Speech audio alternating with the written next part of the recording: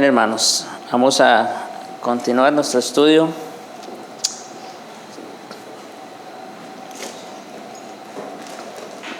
Vamos a hacer el repaso como es costumbre. Entonces, la primera imagen nos habla acerca de la revelación general. Muy bien, la segunda, revelación especial. La siguiente, el canon de las Santas Escrituras. Muy bien. La siguiente, la inspiración verbal y plenaria de la palabra de Dios. Muy bien. La siguiente, la autoridad de las Santas Escrituras. Luego,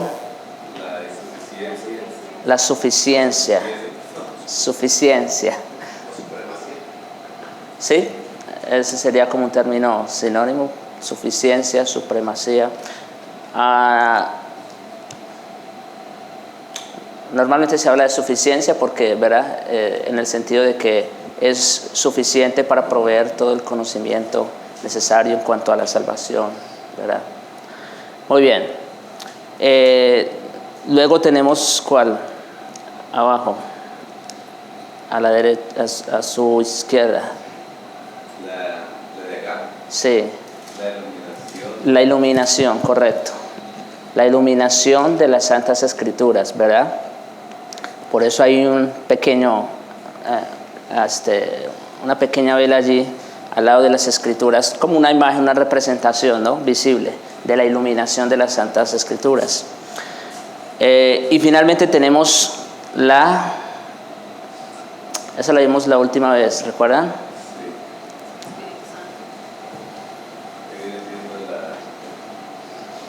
Tenemos la Biblia y la luz que sale de ella. Nos habla acerca de su iluminación. No, ya hablamos de la iluminación. Acerca de la claridad de las Santas Escrituras. Por eso, otra vez, son solo imágenes, ¿verdad? Es todo, pero para que nos acordemos, ¿verdad? La claridad de las Santas Escrituras. Las Santas Escrituras proveen la luz necesaria. Son suficientemente, eso también tiene que ver con la suficiencia, son suficientemente claras, ¿no es cierto? ¿Para qué? Para enseñar, para redarguir, para corregir, para proveer el conocimiento de Dios en cuanto a la salvación y todo lo que necesitamos conocer respecto a Dios. Entonces ahí tenemos la claridad de las Santas Escrituras. Ok.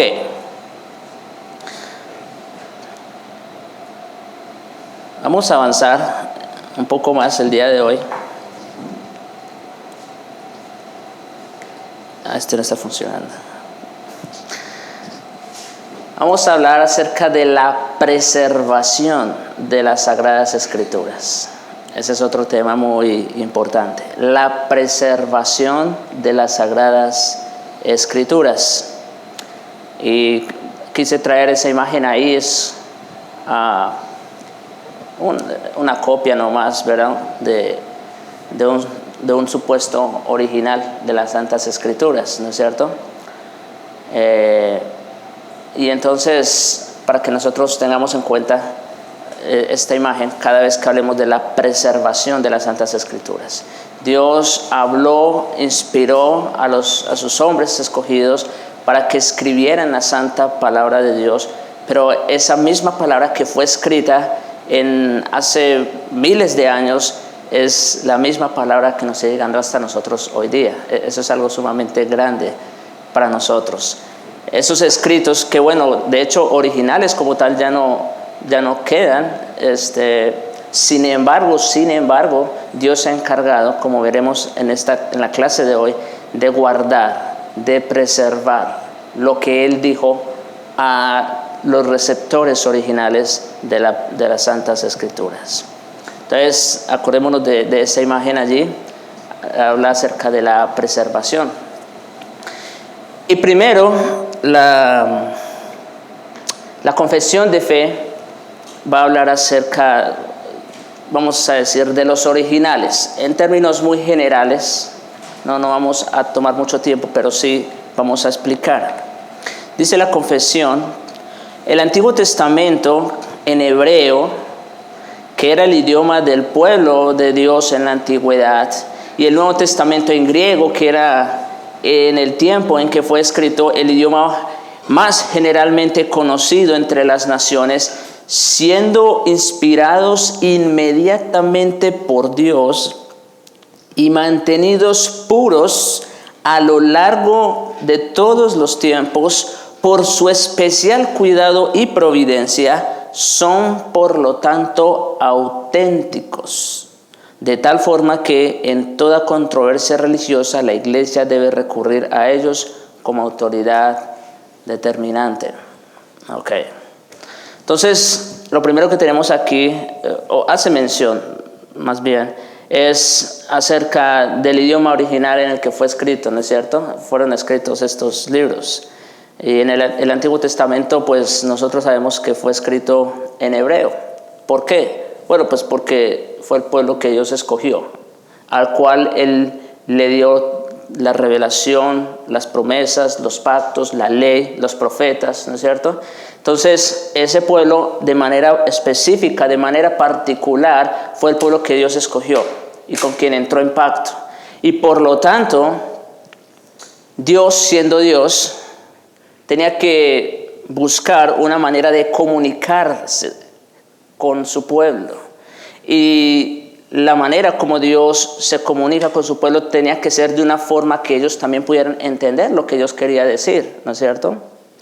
De manera que tenemos en el Antiguo Testamento escritos, o los escritos que fueron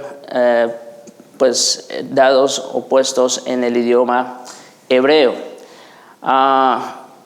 Nosotros sabemos, como digo, en Romanos 3:2 ahí se hace mención precisamente de que ellos fueron a quienes se les dieron los pactos, la promesa, la revelación especial de Dios. Así que, bueno, ahí creo que no tenemos ninguna controversia.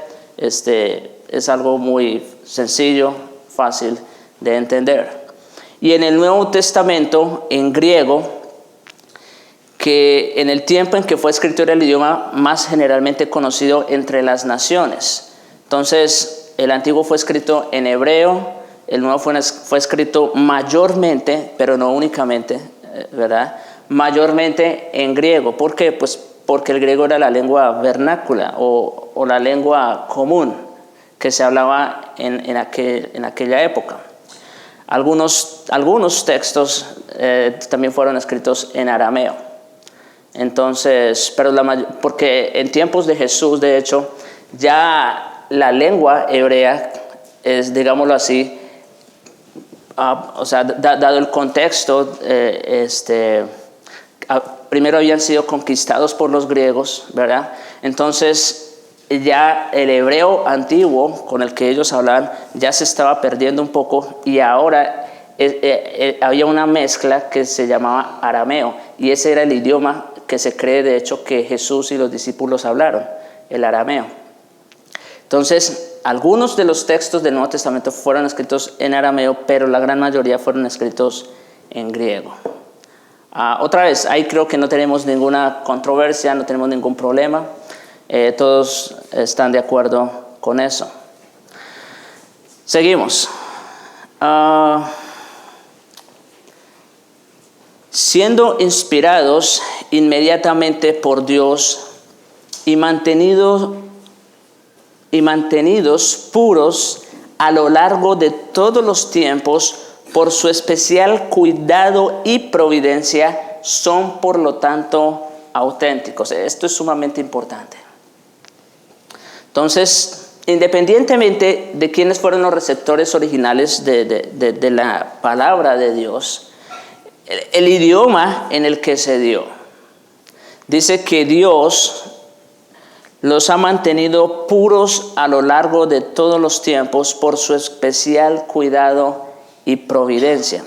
Otra vez, ese es nuestro tema principal el día de hoy: la preservación de las Santas Escrituras. Y son, por lo tanto, dice allí, auténticos. Es decir, las copias que nosotros hoy día tenemos en nuestras manos,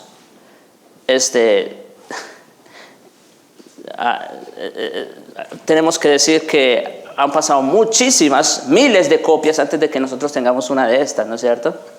Sin embargo, otra vez, es lo que la confesión va afirmando y lo que nosotros creemos, que Dios los ha mantenido puros.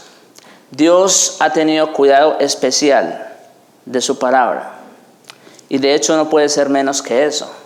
Si el mismo Dios que inspiró las Santas Escrituras en un principio no tuviese el cuidado de guardarla y preservarla a lo largo de los siglos, pues entonces tendríamos que decir que lo que tenemos aquí no es nada en comparación con lo que Dios dijo hace más de 2000 años. Y en tal caso, nosotros estaríamos creyendo una falacia y no en Dios. ¿Se dan cuenta de la importancia de lo que vamos diciendo? El punto es cómo Dios ha tenido especial cuidado, ¿no es cierto?, en guardar y en preservar su santa palabra. Lo que dijo una vez es exactamente lo que sigue diciendo al día de hoy. Son, por lo tanto, auténticos. Mismo Señor Jesucristo en Mateo 5, leemos allí, es un texto muy conocido, Mateo 5, 18, porque de cierto os digo que hasta que pasen el cielo y la tierra, ni una jota ni una tilde pasará de la ley hasta que todo se haya cumplido. Entonces, toda la Escritura que ha sido inspirada por Dios se mantiene pura y auténtica únicamente por el especial cuidado que Dios ha tenido de ella. De tal forma que, sigue diciendo la confesión, en toda controversia religiosa, la Iglesia debe recurrir a ellos como autoridad determinante. La Iglesia a lo largo de los siglos se ha tenido que enfrentar a muchísimas discusiones. Discusiones teológicas, por supuesto. Entonces, solo por mencionar alguna, por allá en el siglo III, más o menos, IV, viene un señor llamado Arrio a decir que no, que es inconcebible creer en un Dios trino, ¿no es cierto? Que son tres personas diferentes y que son tres seres diferentes. Entonces, como el Padre no puede ser el Hijo, tiene que ser algo diferente. Y el Hijo tampoco puede ser el Espíritu, son tres entes diferentes. Entonces él empieza a promover su teología, vamos a decir, entre comillas. Y la Iglesia pues entonces tiene que ponerse bien con esa nueva filosofía o modo de pensamiento respecto a Dios mismo. Está hablando acerca de quién es Dios.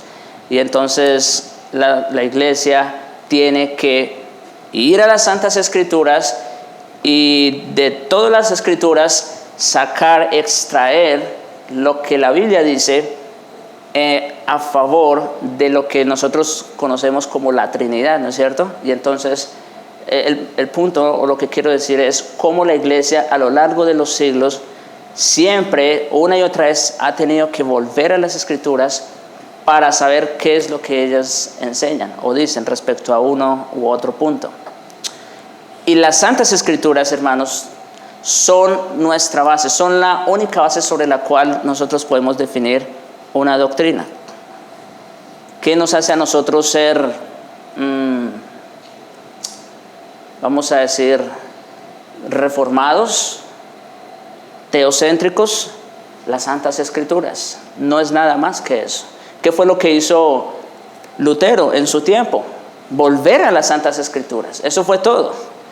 Lutero, vamos a decir, en su mente no tenía provocar toda la revolución que provocó en su momento. Él quizás ni se le pasó por la mente toda la revolución que iba a causar en la iglesia de Roma. Pero lo único que hizo y la razón por la que lo hizo fue porque estaba apasionado por el conocimiento de las Santas Escrituras. Y se dio cuenta de que la iglesia de Roma definitivamente se había desviado de la sana doctrina. Entonces, otra vez, la iglesia en todo momento ha tenido que volver a las santas escrituras. Ellas son la autoridad determinante en cualquier asunto de conocimiento, de fe o conducta. Ok, veamos algunos versículos aquí que nos ayudan también que exponen más bien lo que estamos diciendo. En Isaías capítulo 8, versículo 20, tenemos allí, escuchen esto: a la ley y al testimonio, si no dijeren conforme a esto, es porque no les ha amanecido. A la ley y al testimonio. Entonces, definitivamente, bueno, nosotros podemos ver después de la restauración, en tiempos de Esdras y Nehemías, como Esdras también, ¿no es cierto?, proclamó la ley del Señor otra vez. Todo el pueblo estaba escuchando atentamente a lo que decía Esdras, el sumo sacerdote. Y aquí dice, a la ley y al testimonio, si no dijeren o si no enseñasen, esa sería otra palabra que podemos utilizar allí, si no enseñasen conforme a esto, es porque no les ha amanecido. Otra vez, esto tiene mucho que ver con la preservación de las Santas Escrituras. Si Dios no tuviese el cuidado que ha tenido con su palabra a lo largo de la historia, pues ¿qué estaríamos enseñando el día de hoy? ¿No es cierto? Estaremos enseñando cualquier otra cosa menos la palabra de Dios. Hechos, capítulo 15, versículo 15. Este fue el primer concilio de la iglesia en su historia. El concilio de Jerusalén. Y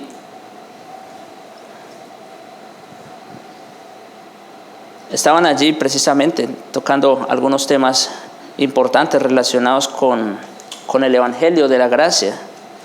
Como dice el versículo 11, antes creemos que por la gracia del Señor Jesús seremos salvos, y de igual modo ellos, tanto judíos como gentiles. Ese era un tema de discusión en la época de los apóstoles.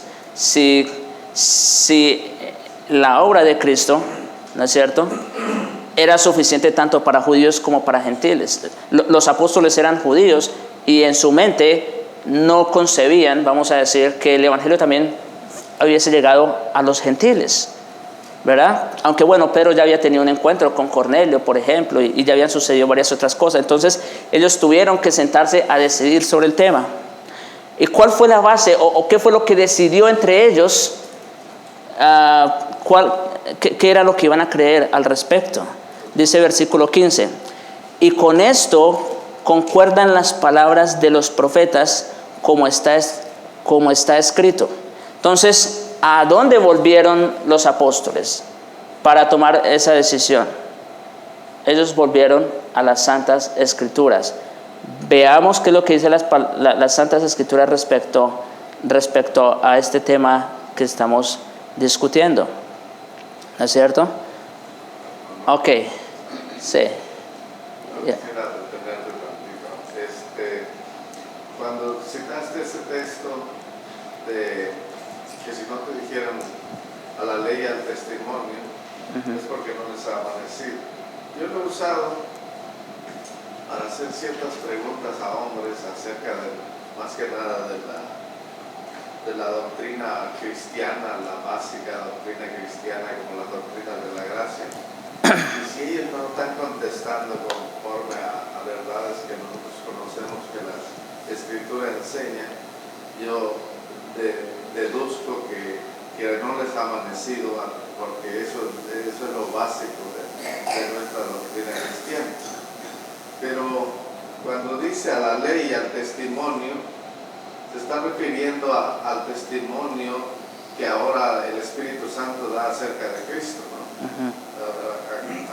Es como es pregunta, aclárame si estoy bien. Cuando dice a la ley se está refiriendo a la ley. Pero cuando cambia a la ley y al testimonio, yo entiendo que es al testimonio que el Espíritu Santo da acerca de nuestro Señor Jesucristo, de la obra consumada de Cristo. ¿Eso es lo que quiere decir el testimonio? Bueno, allí el versículo está hablando precisamente de volver a la ley y al testimonio.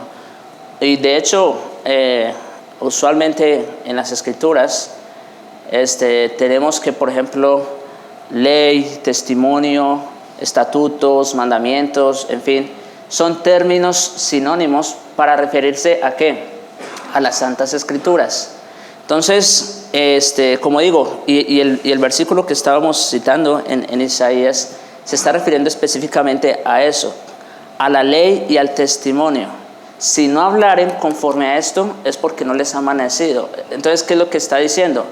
Que es cualquier persona que, según, vamos a decir, se pare a hablar del Evangelio, ¿no es cierto? Si no habla conforme a lo que está escrito, entonces no les ha amanecido, o en otras palabras, no han entendido el mensaje del Evangelio. Entonces, podemos decir con toda seguridad que la palabra ley, la palabra testimonio que aparece en Isaías, se refiere de manera específica a las Santas Escrituras. Sí. Y como dice, las Escrituras son las que dan testimonio. Sí, por supuesto. Son las que hablan. Exacto, exacto. Okay. Muy bien.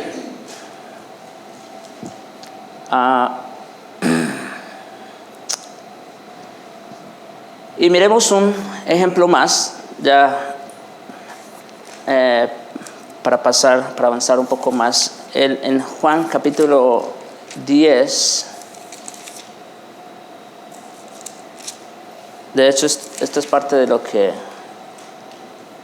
se me adelantó. Juan capítulo 10, versículos 31 al 36. Seguramente Ricardo vendrá con un sermón la próxima vez hablándonos acerca de esto, pero solamente lo traigo como una referencia de lo que estamos diciendo. Como cualquier tema, cualquier discusión doctrinal se tiene que decidir únicamente en base a las Escrituras. Ya vimos lo que dice el profeta, ya vimos lo que hicieron los apóstoles en el concilio de Jerusalén. Ahora miremos lo que hizo Cristo. ¿Cómo Cristo decidía una discusión?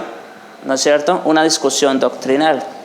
Dice el versículo 31, entonces los judíos volvieron a tomar piedras para apedrearle. Bueno, esto porque Jesús acaba de decir que Él era la puerta, que Él era el buen pastor, ¿verdad? O sea, dando a entender que nadie puede ser salvo aparte de Cristo, ¿no es cierto?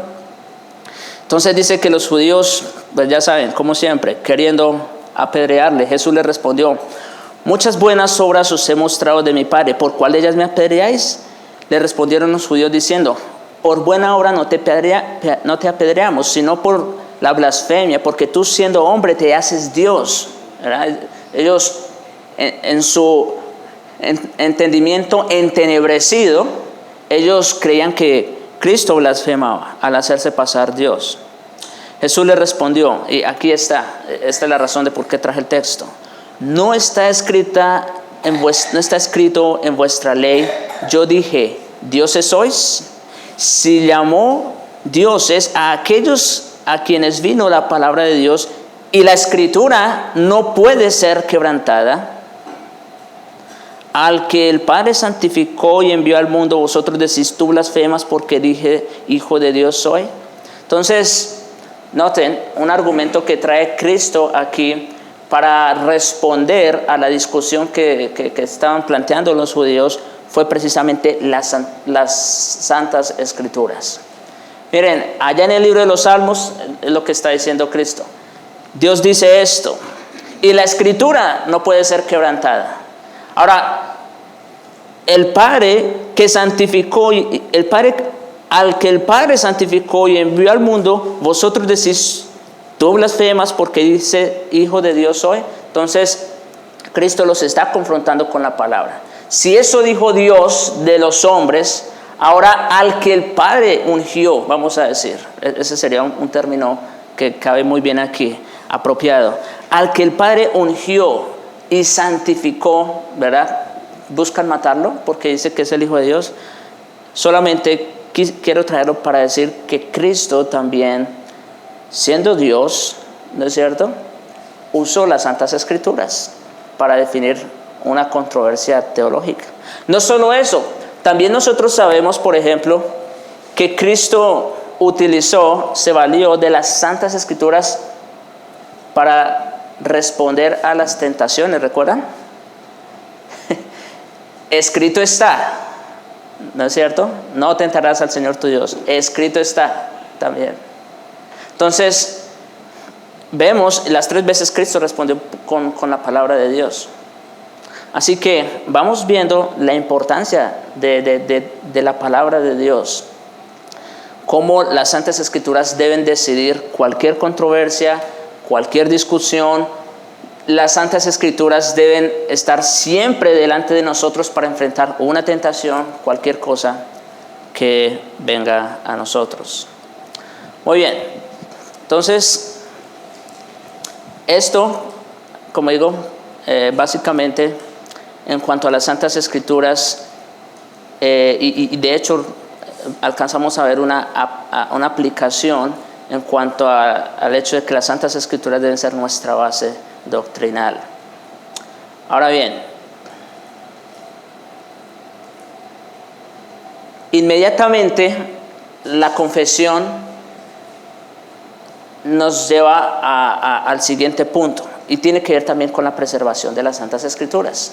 Ya hablamos de los originales, ahora empieza a hablar de las traducciones. Dice: pero debido a que estos idiomas originales no son conocidos por todo el pueblo de Dios. Recuerdan que la confesión empezó hablando de los idiomas originales, ¿no es cierto? Del hebreo, del griego. Entonces luego dice que debido a que esos idiomas originales no son conocidos por todo el pueblo de Dios, que tiene derecho a las Escrituras, se interesa en la misma y se le manda a leerlas y escudriñarlas en el temor de Dios, han de traducirse a la lengua común de toda nación a la que sean llevadas, para que morando abundantemente la palabra de Dios en todos puedan adorarle de manera aceptable, y para que por la paciencia y consolación de las Escrituras tengan esperanza. Entonces, son necesarias las traducciones. ¿Por qué razón?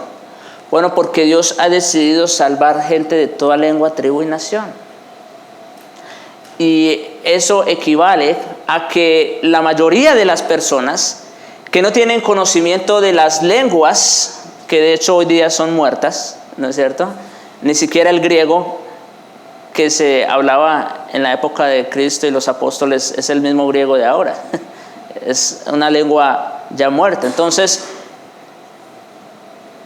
¿cómo puede ser que una persona conozca la verdad del Evangelio si no tienen conocimiento de las lenguas en que se escribieron los originales? Entonces viene ahí la necesidad de la traducción. Entonces volvemos allí. Dice: debido a que estos idiomas originales no son conocidos por todo el pueblo de Dios, que tiene derecho a las Escrituras e interés en las mismas, y se les manda a leerlas y escudriñarlas en el temor de Dios. Aquí tenemos algo importante. Primero, todos los hombres, pero de manera específica los santos, se les manda a leer y escudriñar las Santas Escrituras. Eso es lo primero. Eso es un mandamiento. Eso es una orden divina. Se les manda conocer la palabra de Dios. Ahora, esto es algo sumamente interesante. Aquí tengo un caso. Por ejemplo, en Deuteronomio, capítulo 17, versículos 18 al 20.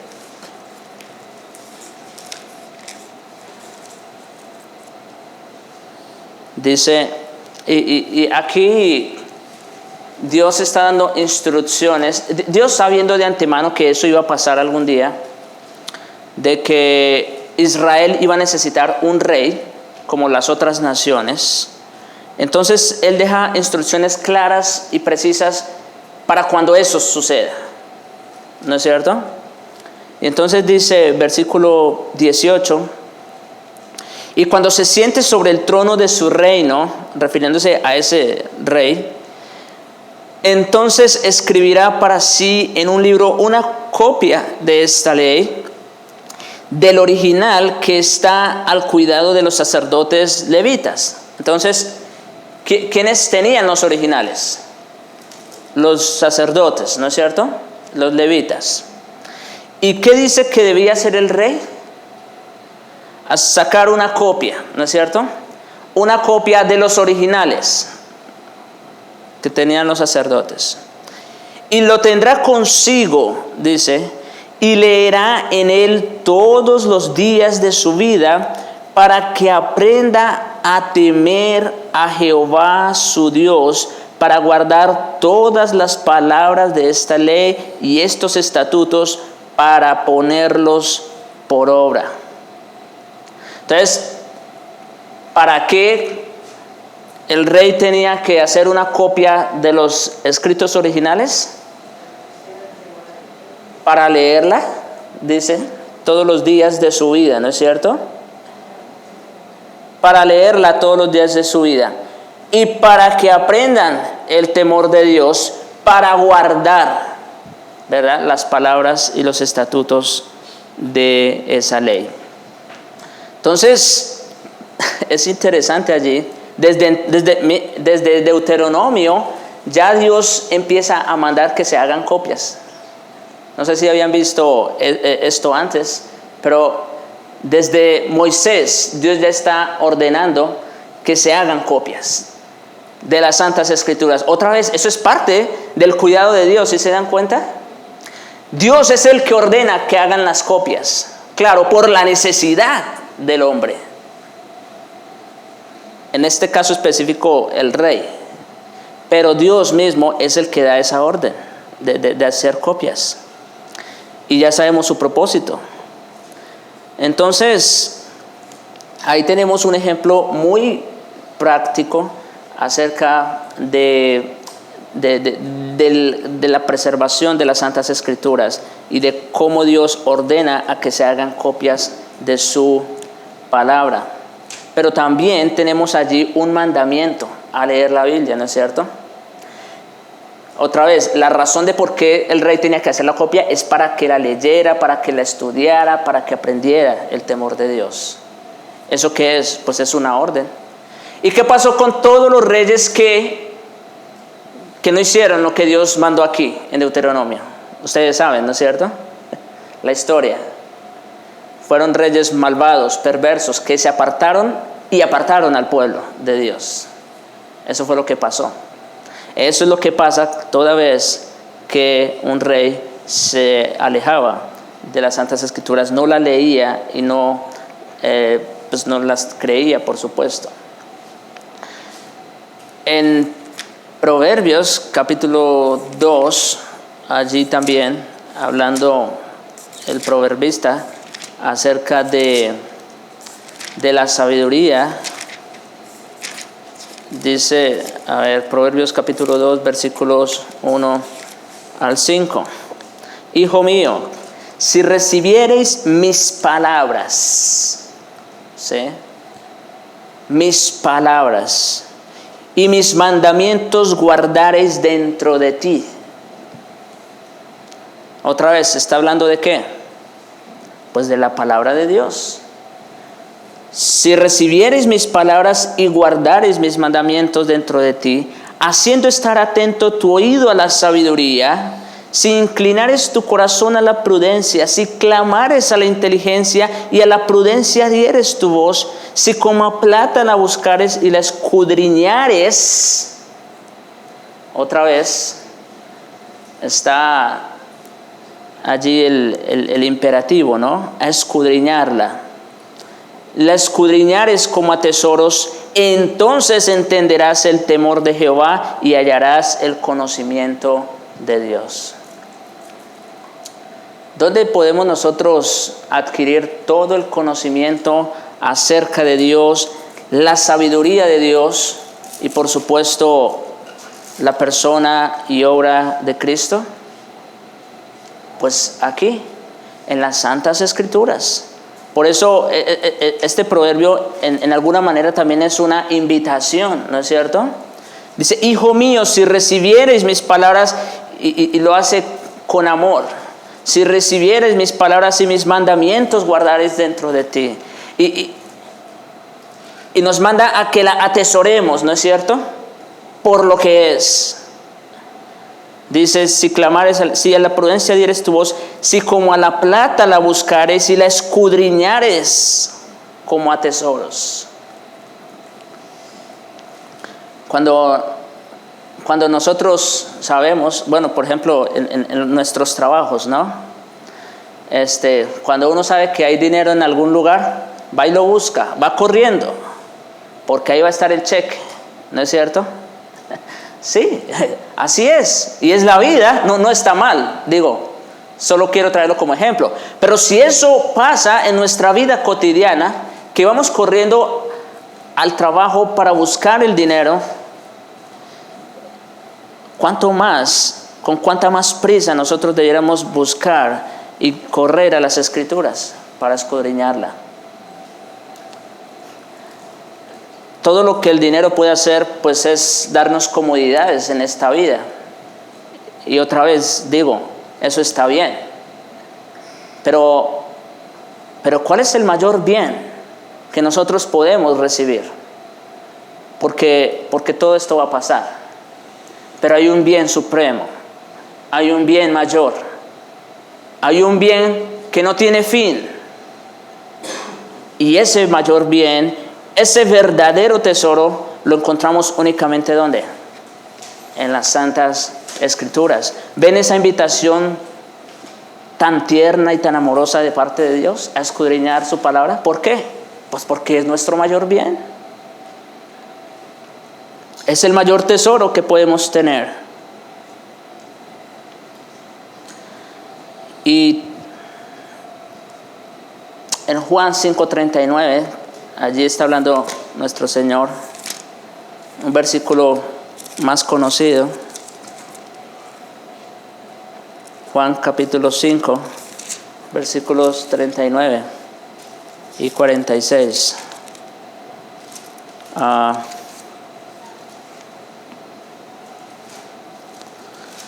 Escudriñad las Escrituras, porque a vosotros os parece que en ellas tenéis la vida eterna, y ellas son las que dan testimonio de mí. Cristo está diciendo lo mismo que dijo Proverbios, ¿sí se dan cuenta? No más que Cristo es más directo. Proverbios, otra vez, por ser un lenguaje poético, lo pone en unas palabras tan hermosas, ¿no es cierto? Y a la vez nos ayudan a apreciarla en toda su belleza. Pero Cristo está diciendo exactamente lo mismo, no más que de una forma mucho más directa. Escudriñad las Escrituras. Es necesario. ¿Por qué?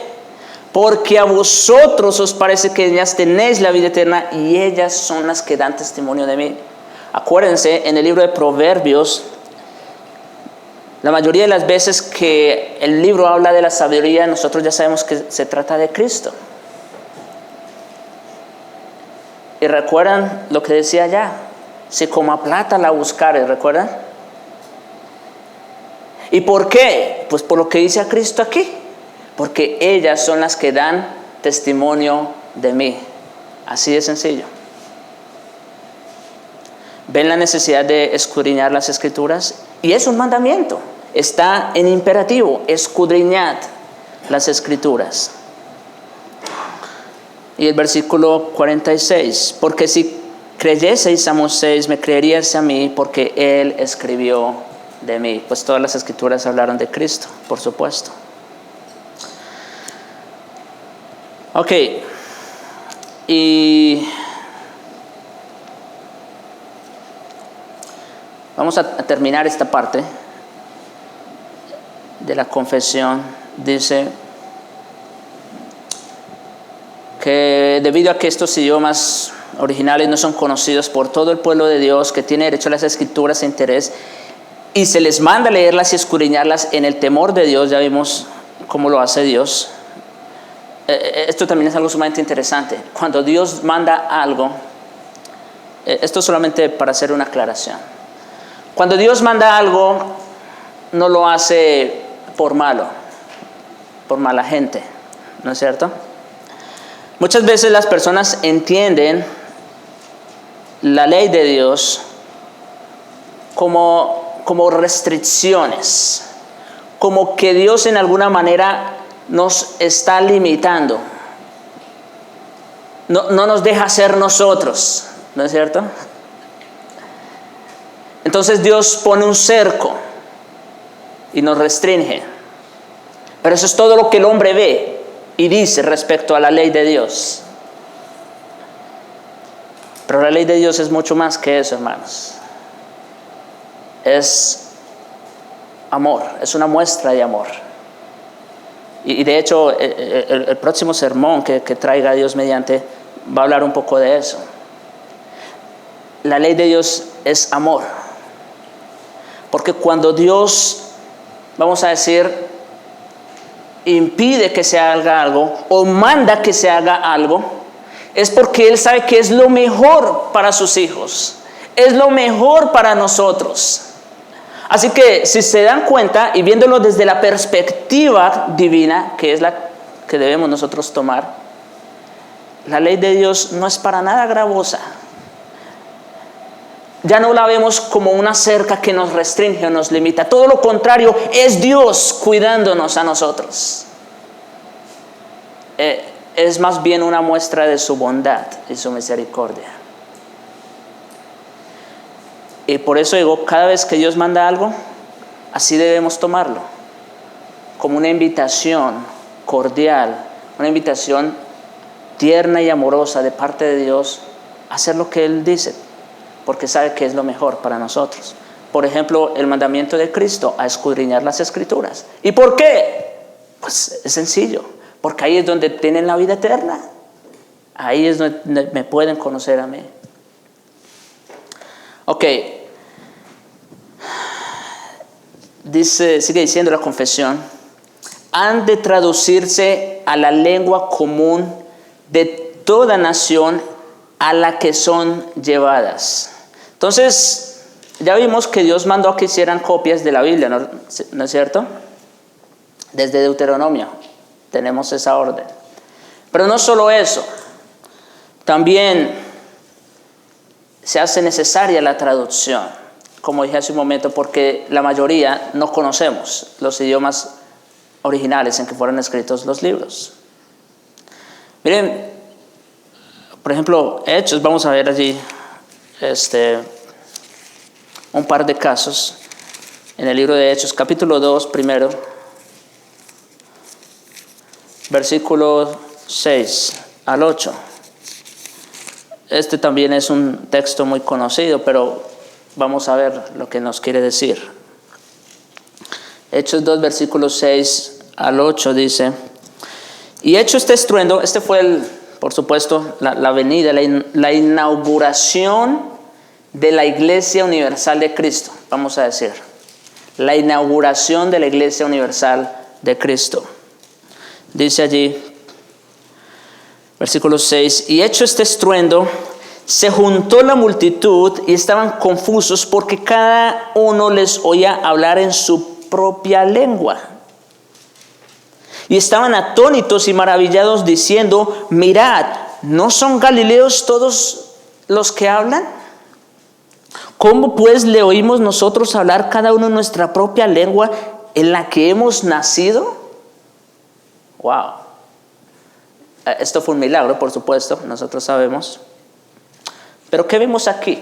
O sea, para nuestro interés, o del tema que estamos estudiando. ¿Qué vemos aquí? ¿Por qué simplemente la predicación de Pedro y los apóstoles no fue dada en arameo y punto, o en griego. Bueno, había muchísima gente allí, gente de muchísimos lugares del mundo, y seguramente hablaban muchos otros idiomas. ¿Qué sentido, pregunta, qué sentido hubiese tenido que Pedro hubiese predicado el mejor sermón de la historia y que no hubiesen entendido?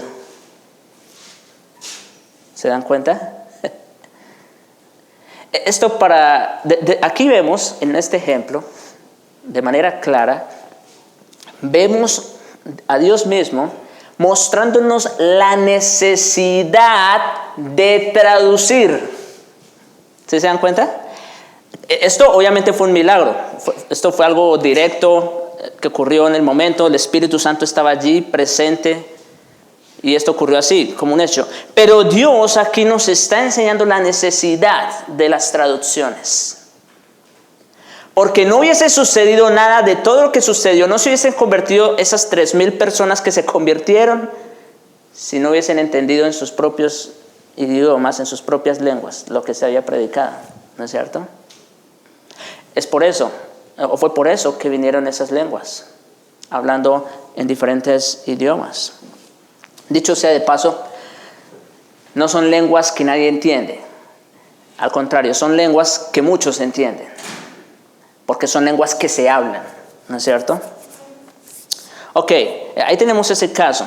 Pero también, miren, me llamó la atención cuando dije, bueno, pues tiene razón. De otra manera, pues ¿por qué consignarlo ahí? En Hechos capítulo 26, versículo 14, conmigo, pareciera un dato extra, sin importancia, pero tiene su importancia. Hechos 26, 14, dice, aquí está Pablo relatando su conversión. Y dice, y habiendo caído todos nosotros en tierra, oí una voz que me hablaba y decía en lengua hebrea. Saulo, Saulo, ¿por qué me persigues? Y la pregunta es, bueno, ¿y por qué no le habló en otro idioma? ¿No es cierto? No, pero pues precisamente porque el mensaje que Cristo le iba a dar a Saulo era demasiado importante. Y por lo tanto tenía que dárselo en su lengua nativa para que él entendiera exactamente a qué lo estaba llamando el Señor. Otra vez, ¿qué pasa si Cristo le hubiese hablado en un idioma que Saulo no conocía? Pues no hubiese hecho sentido para Saulo, ¿no es cierto? Lo que estaba sucediendo. Vemos otra vez aquí la importancia de la traducción. Y por supuesto, el texto clásico sobre las lenguas. Pero vamos a ver precisamente allí, en 1 Corintios y el capítulo 14. 1 Corintios 14, vamos a ver algunos versículos aquí. Versículo 6. Ahora pues, hermanos, si yo voy a vosotros hablando en lenguas, ¿qué os aprovechará si no os hablaré con revelación o con ciencia o con profecía o con doctrina? Y cuando Pablo dice aquí, si voy a vosotros hablando en lenguas, ¿no es cierto? ¿De qué serviría que viniera el mejor de los apóstoles o el mejor de los predicadores si nos hablara en un idioma que no entendemos? ¿No es cierto? ¿Qué aprovecharíamos nosotros? Versículo 9. Así también vosotros, si por la lengua no diereis palabra bien comprensible, ¿cómo se entenderá lo que decís? Porque hablaréis al aire. Si yo voy a Rusia y me paro a predicar en un púlpito en español y no tengo un intérprete, ¿qué van a entender los hermanos allí? Pues es como si yo estuviera hablando al aire. Es necesaria la traducción, la interpretación, ¿no es cierto? Versículos 11 al 14. Pero si yo ignoro el valor de las palabras, seré como extranjero para el que habla, y el que habla será extranjero para mí. ¿Ven lo que decía? Así también vosotros, pues que anheláis dones espirituales, procurad abundar en ellos para edificación de la iglesia. Eso sí. Y ahora sí, como diría, si alguien aquí tiene el don de lenguas, póngalo en las manos de Dios y para el uso del reino. Y lo que quiero decir aquí es, alguien que hable, por ejemplo, más de un idioma, bien, fácilmente puede servirnos aquí en la traducción cuando vienen profesores, ¿no es cierto? Y si hablan 3 idiomas, mejor todavía. Ahí está, si es que Dios le ha dado ese don.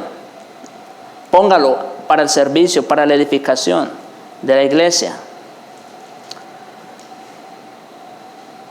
Dice, por lo cual, el que habla en lengua extraña, pida en oración poder interpretarla. Ya sabemos. Porque si yo oro en lengua desconocida, mi espíritu ora, pero mi entendimiento queda sin fruto. Así que nada aprovecha escuchar aún la misma palabra de Dios cuando no estamos entendiendo el mensaje. Otra vez vamos viendo o hablando acerca de la necesidad de las traducciones. Y finalmente termina la confesión diciendo, para que morando abundantemente la palabra de Dios en todos, ahora sí, ya todos teniendo un conocimiento en nuestra propia lengua de la palabra de Dios, un claro entendimiento, puedan adorarle de manera aceptable para que por la paciencia y consolación de las Escrituras tengan esperanza. Yo pienso, por ejemplo, cuando, todo lo que fue la Edad Media, la iglesia de Roma, de por sí ya estaba extraviada en muchas cosas, pero aún así, según la gente iba a la iglesia, ¿no es cierto? Con el propósito, en alguna manera, de adorar a Dios, de tener alguna comunión. Y les leían la Biblia en un idioma que ellos no entendían. Otra vez, ¿qué sentido hacía eso, no es cierto? Pero gracias a Dios, porque parte de la preservación y el cuidado que Él ha tenido de su palabra tiene que ver también con las traducciones.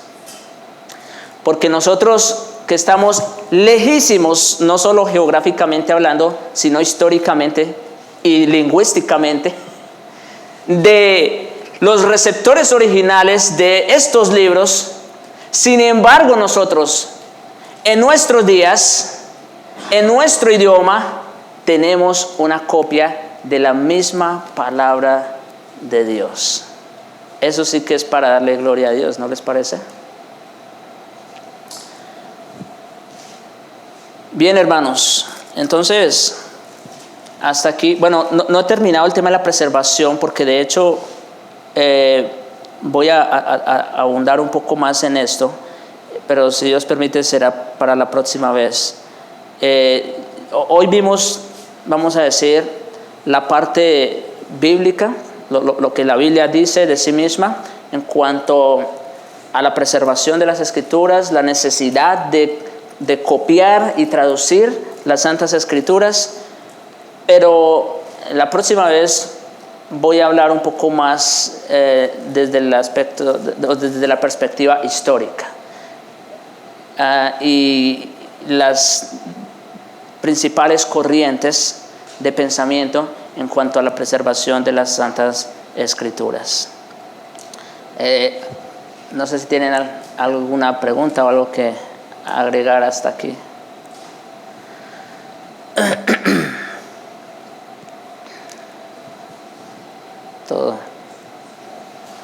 ¿Todo claro? Sí, hermano. Si tiene el... Donde la crítica textual. Sí.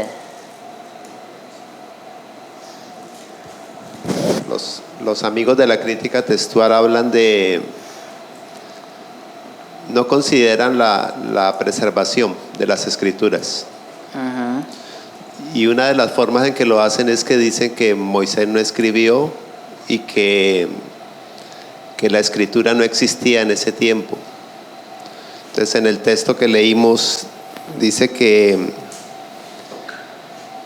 en Deuteronomio, dice: y cuando se siente sobre el trono de su reino, entonces escribirá para sí un libro, una copia de esta ley del original, que está al cuidado de los sacerdotes levitas. Moisés escribió y los levitas fueron el instrumento que Dios escogió para preservar ese original, para respuesta para ellos. Correcto. Así es. Y luego, pues los mismos levitas se encargaban de hacer copias, ¿no es cierto? Porque pues por supuesto los originales ya con el pasar del tiempo, de los siglos,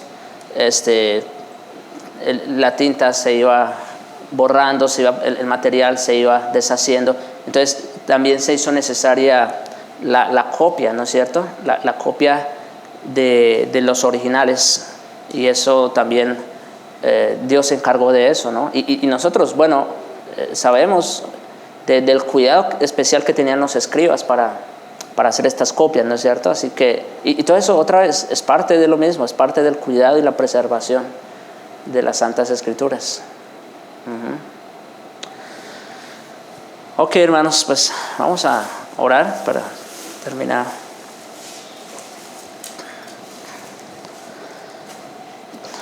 Padre bueno y misericordioso, bondadoso Señor, gracias te damos por tu bendita palabra. Gracias te damos, Señor, porque a pesar de la distancia en cuanto a tiempo, en cuanto a idiomas, Señor, nosotros podemos contar con muchas más bien copias de ella en nuestro propio idioma. Y sabemos, Señor, que estas copias que tenemos en nuestras manos son fieles y verdaderas porque tú te has encargado de ellas. Tú has estado al cuidado, de tal manera que lo que nosotros tenemos ahora en nuestras manos es tu santa palabra. Te damos gloria, Señor, por ese hecho de preservación. Y te rogamos, Señor, ayúdanos a apreciarlo y a atesorarlo en nuestros corazones por su valor, porque es tu palabra, Señor. Te lo pedimos en Jesucristo. Amén. Amén.